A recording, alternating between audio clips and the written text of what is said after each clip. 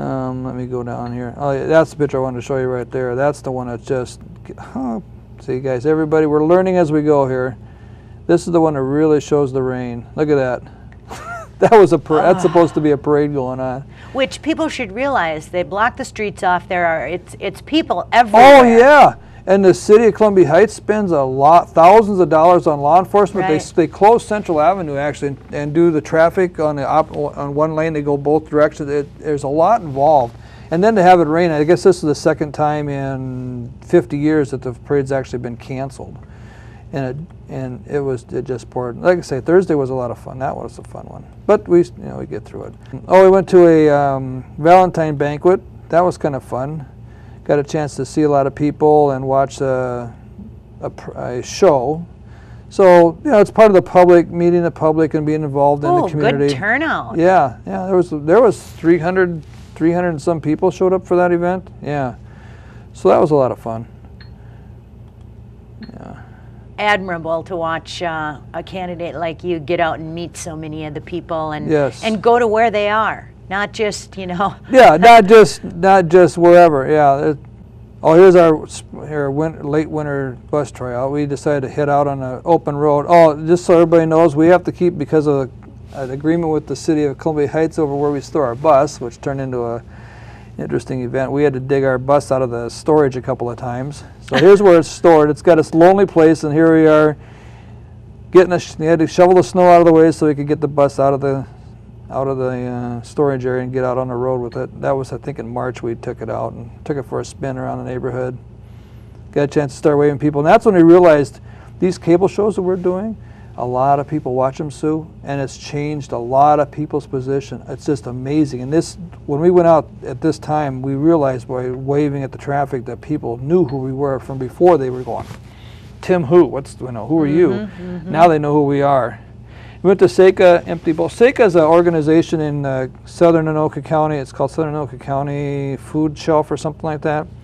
And they put on several different fundraisers during the year, so we just went there and participated. And of course, you buy a ticket for $10, we give them 20 or something like that. I mean, that's what it's for. It's a fundraiser. So here we are. Ooh, I'm getting my suit. There's my jacket. Yeah, my winter jacket, which comes out in September, October when it gets cold. But here I got a little food. They don't feed you well, so I had to really suck it up on that one. I actually had to eat healthy that day. So. Went down, took the grandkids down. Here I am visiting Emmer's campaign office before he won the endorsement. Here I am at Minnesota's Limited Government, and they had a Christmas party. So we went there, and of course I'm up there giving my little 2-minute rah-rah speech. So one thing about being a candidate, you get to meet so many different people, and you get opportunities to go here and to go there. And sometimes they're fun, and sometimes they're just like, I shouldn't have done this. Like you mentioned earlier about an event you were looking at going to, and you thought, boy, this is not so good. But then you went there and found out you had a good time.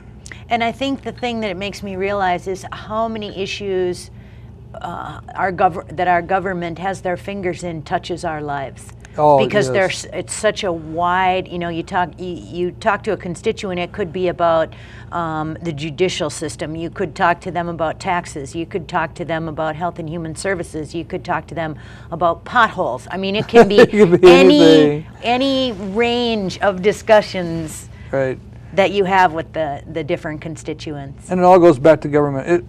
It seems to navigate back to government intrusion. And Always. It always seems to do that. Here's one thing that we did too, is we have table talks with Tim. And we haven't done it for a few weeks, but what we do is we all get together and we go to some place in the district. And this happened to be Two Stooges up on University in a big 64 pool table. It's a very popular spot. So we go in there and have a sandwich or whatever, and I put you can see in the back there, my laptop is up there, and it's playing a video of one of our cable shows that we do. So people come by and say hi and ask us questions, and so that's what we do there with that. That sounds really, really cool. That's a lot of fun. So that's kind of what we're going. Like I said, there's 87, I don't know, whatever it is, 87 different things. I'm trying to see if I can find another one here that maybe. Oh, here's the guy we met at the table talk with at La Casitas in Columbia Heights. Oh, here's our campaign. Was our campaign office. We've moved now, so everybody that doesn't know, we have moved. across town. But this was our campaign office, and Nadine picked these colors out to go with our campaign colors, and it worked out very nice. So we do have fun, and I just want everybody to know, even though I seem like a grouch and a real serious guy on here on the cable show, I want everybody to know I am fun on occasion. I do have fun, but when you're talking about government and the intrusions and the liberties in our Constitution, you got to be serious. You can't be, goofing around. You got to be serious about the subject. So I just want everybody to know that there is a fun side of Tim, and once in a while Nadine gets to see it too. But anyway, do you have any questions? That's kind of what's going on. I do. I think it's important to know that when you ask somebody to volunteer for the campaign, that really is the fun side of the campaign. Yes. Because getting out and talking to people, that's your job. That's my job. That's your job. Their job is to hold a Tim Utz for House sign, right, or to hand out literature, or to make phone calls, or to have a coffee party. And there's so many different ways for people to get involved in the campaigns. And come up with your own way. We had a lot of these people came in and said, I can do this, like Peter with his camera. We didn't, I thought about a photographer, but he walked in and that's all he does. That's what he does, and he loves doing it as his hobby. Well, he just fit right in. So if you got an idea that you fit into, then we're looking for ideas. We think outside the box. Like I said, in 2008, I took the Republican and the Democratic handbook on how to win a campaign, and I tossed it out the window and I said, we're going to do everything different, because what's been done in this district for 40 years hasn't worked. The Republicans haven't been able to win. So we just said, that's it, we're going to do something different. So I don't go door knocking in the sense of door knocking. We take the bus around, people out in the yard, they're talking, they're walking their dogs, whatever. That's where we talk to people. And it's successful because we're not interrupting their lives. And they're receptive. And they're receptive. They're so hungry for information. Yeah, and they want somebody who knows what they're talking about, or knows what they believe, or knows what they believe. Look at all the time you spent last year over at the Capitol. Oh yeah, I learned a lot more than I really want to know. I know. It's scary when you realize. It's scary when you go over there. Yes. And so if they're involved in your campaign, they can hear you talk about the different issues and things that are affecting the people of Minnesota. Yes, and everybody's got their issues. I understand it, but a lot of people gotta realize it's our personal responsibility to fix these problems ourselves. We can't expect government to make our neighbor wear a seatbelt, as an example, or our neighbor can't expect us to water our yard with 4 gallons of water instead of 10. Like, I just got my water bill, and I'm realizing by reading the fine print, because I moved, they gave me the new member of the community letter, and they got rates set by the state of Minnesota because if I use too much water, I'm hoarding water, and now they got there's a mandate of how much water is appropriate for you to consume in your neighborhood. Well, who's to determine? So it's like a 40% increase in my rates, or 30% increase in my rates.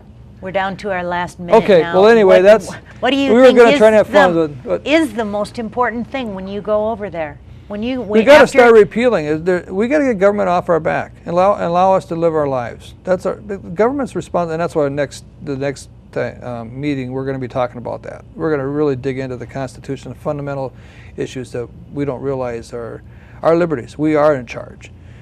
Government's not in charge. City council's not in charge. They're subjects. They are representatives, and they work for us. Right. They're subject to us. Right. And so I think that's why we get along so well talking about each other, because we understand politicians work for us. Right. Right. Yes. We understand the role of a politician. Yes. We don't always agree on everything, well, no. but we're not supposed to. Well, no. Or I wouldn't need you. Exactly. Right. Oh, I wish you the best of luck on your campaign. I'm really looking forward to next month when we dig into the Constitution. Soon. Yes, you have a good day. Thanks, Sue. Thanks for the interview.